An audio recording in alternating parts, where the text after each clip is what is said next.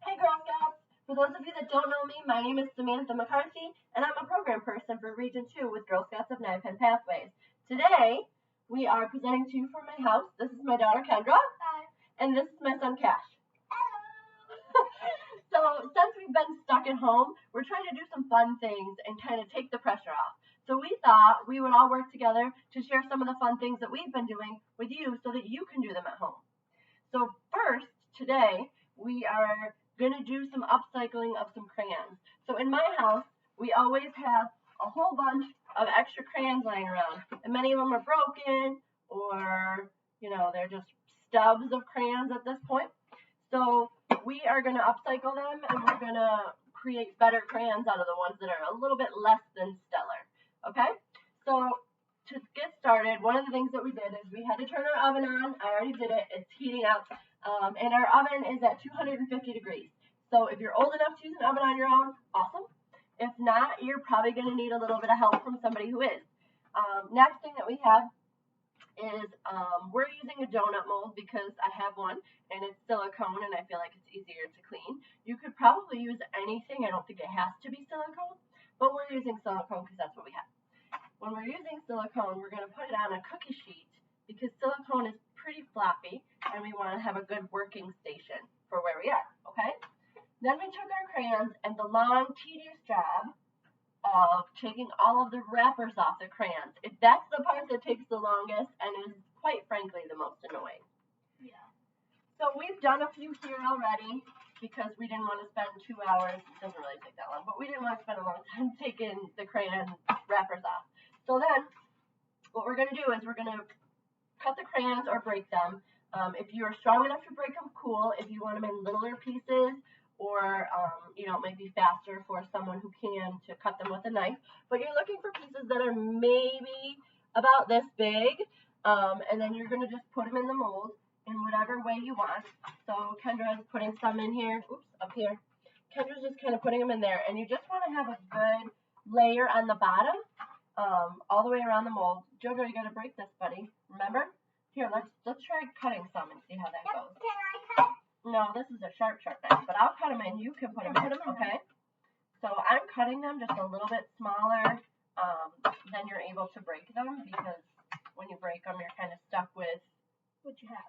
You're kind of stuck with what you're strong enough to do, I guess. And so cutting them just kind of makes them a little bit smaller. So you can mix the colors any way you want to. You can do color themes. I like to put some of the glittery ones in there. I want to put some too. You do? Yep. Alright, so I'm going to keep cutting these crayons. Oops, and the kids are going to keep putting them in here. So this is exactly what you would be doing at home. Oops, we're dropping them. Where did that one go? Alright, hey, try the next hole, buddy. Okay? I'll put them in the next hole now, okay? Yeah. Mommy will cut them. And you guys can put them in, okay? Yep. Okay, we're going to start on this one now, okay? Yep. So we've got some glittery ones, we've got some copper color ones, we've got some white ones. This time around I did sort of did a little bit of a theme stuff with them, so I did a lot of the different shades of the same color, just to kind of make it interesting. It's working a lot faster with a knife than it did the last time we did this, when we just broke them.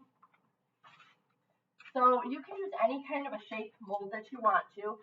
I've seen a lot of things online that use star molds. They're kind of cool. But I'm a little bit, right now, obsessed with the donut pan.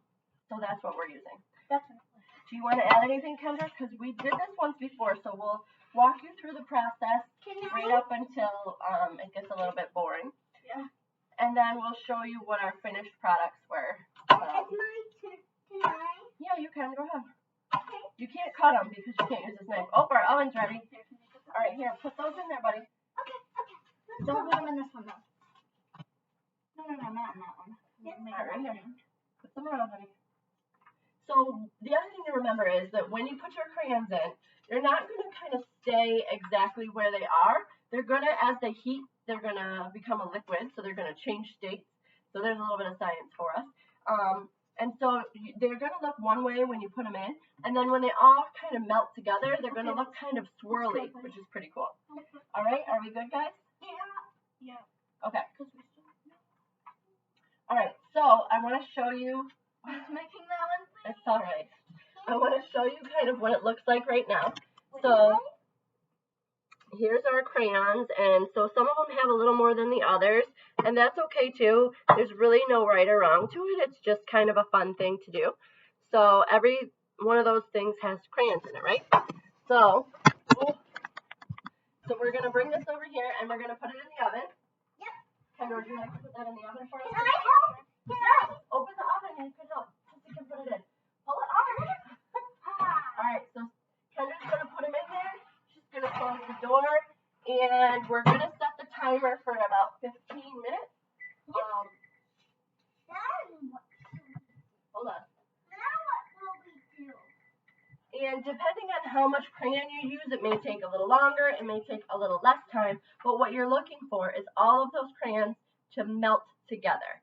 So it'll all be a layer, and when it comes out, it will have to dry, which is why we want to make sure that we have the baking dish on the bottom, because if you just try to pick that up, it's going to be all over, and you have much more chance of making a mess with it, spilling it all over, or spilling the hot liquid on yourself, which is definitely not what we want. Okay, so I'm going to grab for you the ones that we made the last time so that you can see what they look like when they come out. Yep. Wait, Mommy. Wait. Hey, Mommy. What, buddy? What do crayons So our crayons that we made last time, again, are in the donut shape. And we made them kind of thin. So when you look at them, this is the side that you'll see.